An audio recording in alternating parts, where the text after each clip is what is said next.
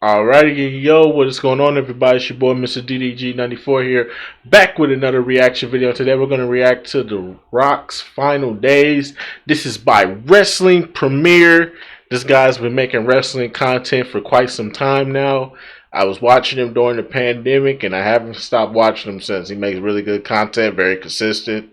We're going to check this out, though. This is The Rock's Final Days before Hollywood. So this is basically before he ultimately left and went complete movie star on us. And we didn't see him again until 2011 on a random episode of Raw. So without further ado, let's get right into it, though. By the year of 2000, The Rock had become a household name in the world of professional wrestling. He was charismatic, could wrestle, and his leadership qualities showed when WWF was without Austin. It didn't miss a beat with the Great One on top. Of course, when Austin came back, he's like, give me that number one spot back. But they were 1A and 1B, but Austin edged it out just a little. 2000 was a marquee year for The Rock. His wrestling success is amongst the reasons, but of course, we have to mention his acting career. The Rock had a couple of roles in TV and movies. His role as the Scorpion King in The Mummy Returns was a highlight. His performance was praised and led to his starring role in the namesake movie, The Scorpion King in 2002. The Rock's time in the WWF was slowly dwindling and it wasn't helping the product one bit, especially after WrestleMania 17. That was the worst one because Austin had just turned heel and had nobody barring The Undertaker to feud with, so an American hero was up for the task. Upon Rock's return, I feel like he regressed a bit as a character but increased his in-ring skills. This version of The Rock is the best in-ring. He had impeccable timing and there was just so much electricity radiating from him during matches. Following WrestleMania 18, The Rock went away once again.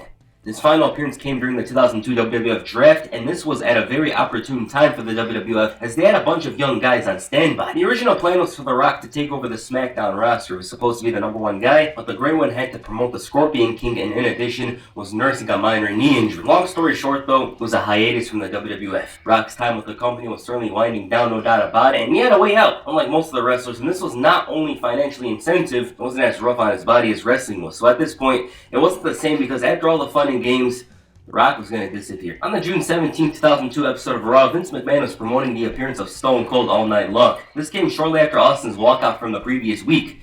He claimed Austin was in the building, but this turned out to be wrong because the person Vince was expecting wasn't even Stone Cold. It was The Rock. The fans went absolutely insane over this arrival. The Great One was back, and the fans, they were satisfied, no doubt about it, because Rock hadn't been seen on television since after WrestleMania 18. He said his finally catchphrase and told Vince that it doesn't matter what he thought in regards to Stone Cold Steve Austin. He threatened the boss to leave, and he obliged. In a symbolic twist, Rock proceeded to throw the beer that Vince had brought in right at him. With the ring cleared, Rock finally addressed things. He acknowledged, sure, he was a SmackDown wrestler, sure, he wasn't supposed to come back until a month, but with recent events, he had to. He went on a rant about everyone wrestling do what they do because they love it, and asked that if there's anyone in the back that doesn't want to be with the company, well, just like the slogan, they can get the F out. Rock ain't coming back in July, he's coming back at King of the Ring. Why? Because he has WWE in his blood, and Rock said, quote, Austin can take his ball and go home. As far as I'm concerned, this is home. Now, in some ways, this could have been considered a way of moving forward and showing Austin as great as he is, and as great as his contributions were for the company, was in the past now. The Rock was here to stay, although some didn't realize that this was just a free trial, because he wasn't going to stay for long.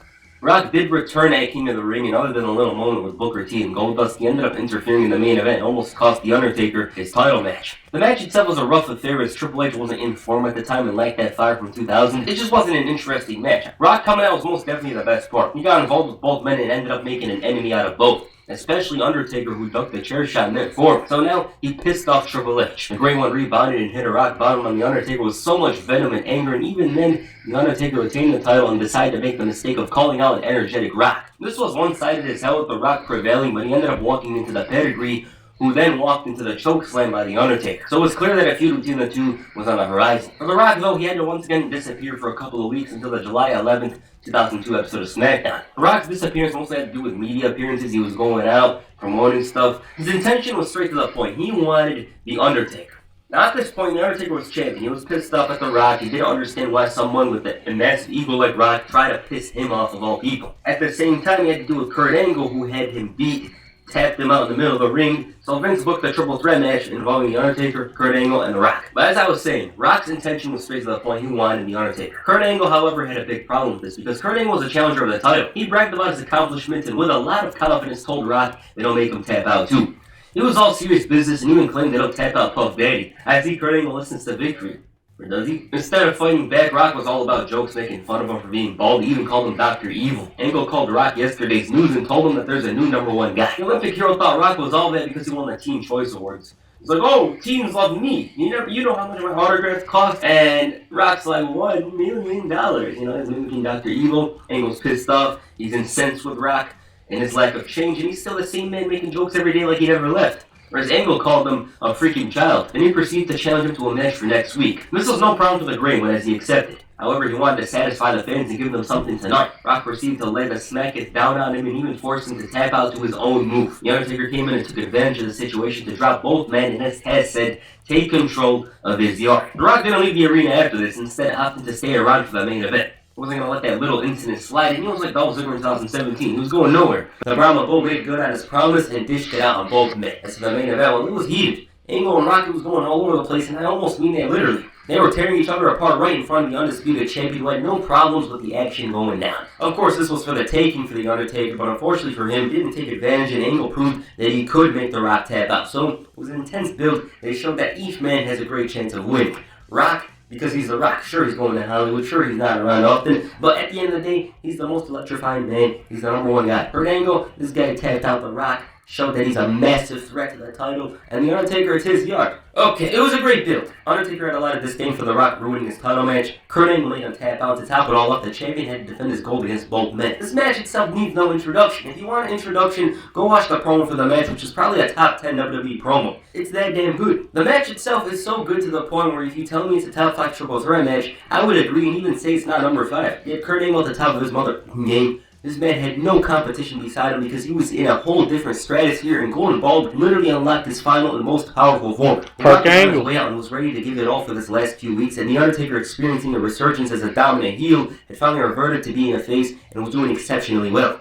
This was the definition of outstanding, and this match had zero problems. It lacked boring moments. You know those matches. Oh, it was a nice match, but there was a boring part. You can't say that here. One of the best matches in this era, no doubt about it. Angle was on a mission to recapture gold. He was doing well. He had a great performance here, one of his best performances of the year, but ultimately he was the fall guy for the Gray One, who won his 7th WWE Championship. This was all shaping up to be a huge moment for the then rookie Brock Lesnar, because there was no bigger way for him to get to the top than toppling the face of the company. The next night on Raw, The Rock thanked the fans for making last night an exciting match, but that was last night. What about tonight? And Eddie Guerrero came out. Random, because Eddie Guerrero is literally a R.P. Eddie. He has no business being out here because obviously Rock's busy with other people. Latino, he had just returned a couple of months earlier, and this man had a lot of fire behind him. He called him La Roca and said that he had a problem.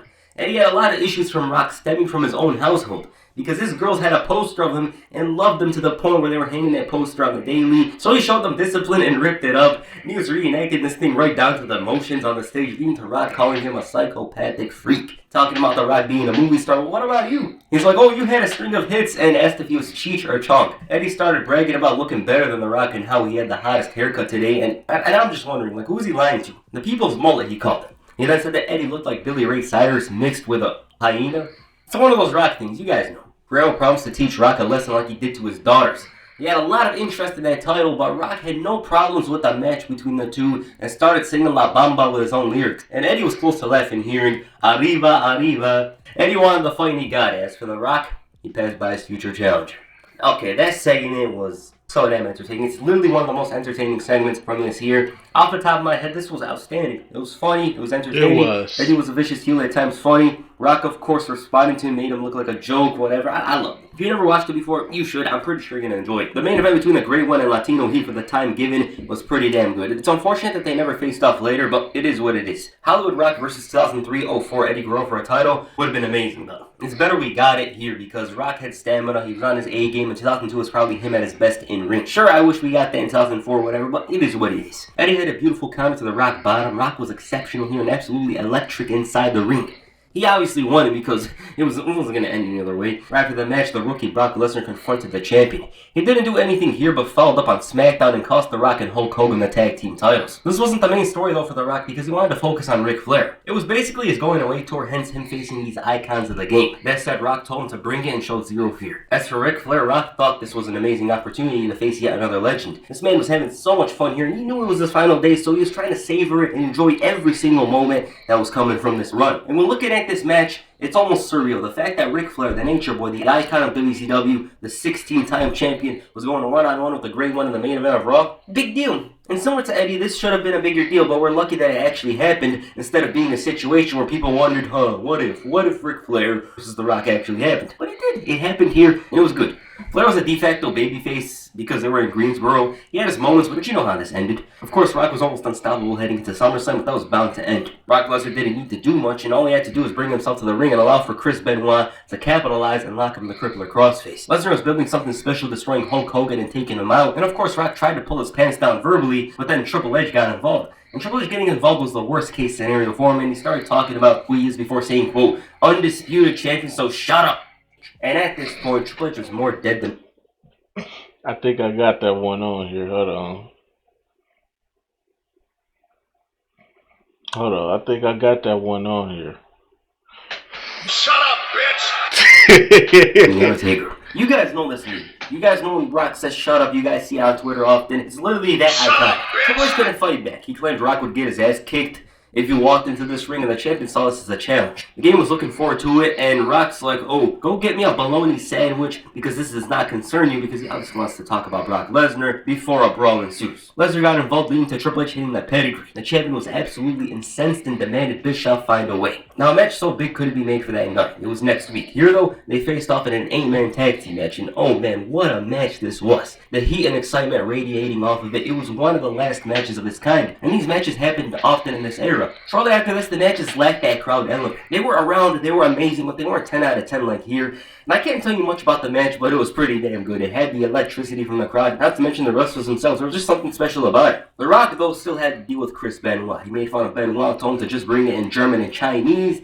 And despite this, Brock Lesnar was looking around. Once again, the main event was rough and intense. Both men were going all out, and unlike the last matches, these two had more time. Lesnar was preying on Rock's downfall, and it was very close, but The Rock pulled through and won the match. Later that week on Raw was a big match with the game. Paul Heyman wanted to play some mind games, so he handed Rock some pictures of Hulk Hogan. He also brought a videotape, which Rock almost refused to see because there was a chance of Paul being naked or whatever. Just some weird stuff. You know Rock. It was a tape of Lesnar's destruction over the last few months. As for Brock Lesnar, Rock told him to just bring it. This turned out to be the final time Rock and Triple H faced off. It was a decent match, but there was other stories around it that stood out, like Rock and Lesnar and Triple H and Shawn Michaels, so it was thrown out the window. Back to Rock and Brock. Lesnar promised to make Rock cry like a little bitch, and right when he heard this, he came out. Rock said that Brock's hype and talk has brought nothing to him until tonight. Tonight, there's no jokes, none of that, and since Brock doesn't want to bring it, maybe he will. Just as he's going down to the ring, Benoit and Guerrero run into attack. They assaulted him and followed up with Edge. So a tag team match was made for the main event. Edge and The Rock faced Chris Benoit and Eddie Guerrero. Of course, the champion turned this into a comedy thing, don't sell it, and I'm talking about how he could do everything, throw and spit his testicle. It's some complicated stuff, I can't really explain it, but it's a very entertaining segment. Then Edge chimed in and did the catchphrase.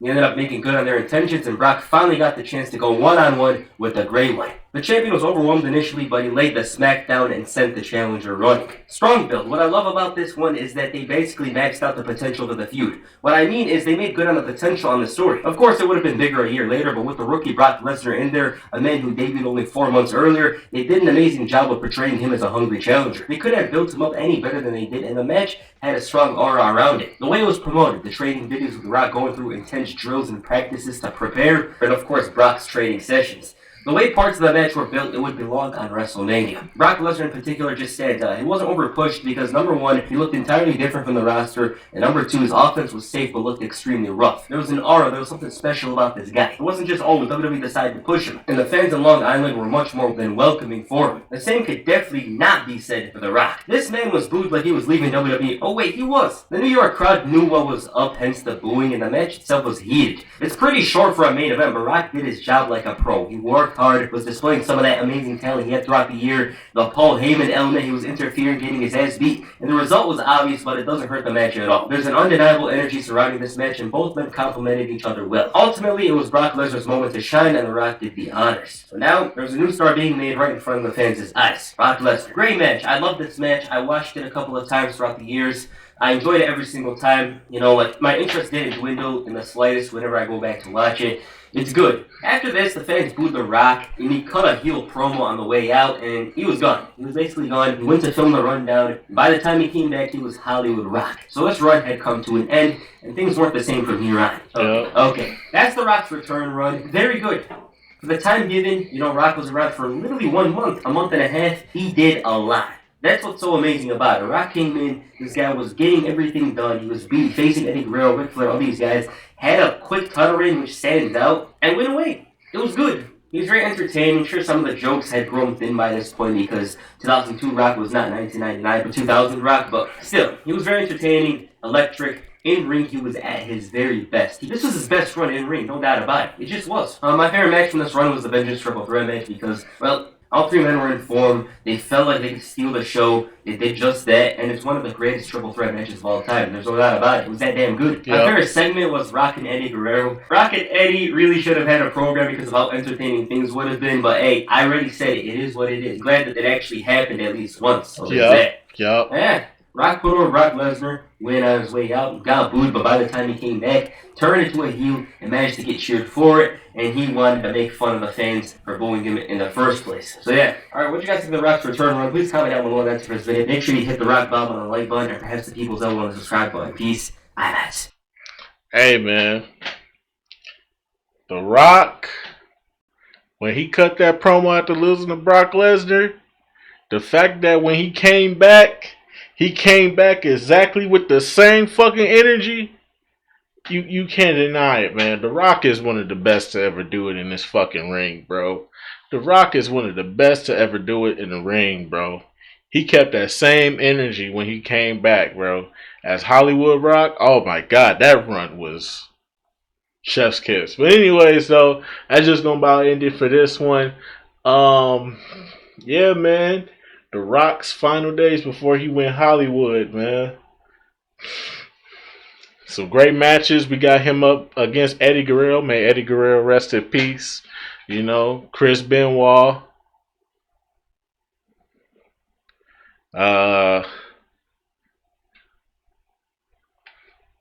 Rest in peace to Chris Benoit too, man. I know, but rest in peace, man. You know what I'm saying? But anyways, that's just gonna about do it for this one. I'll see you all in the next video. Till then, peace out.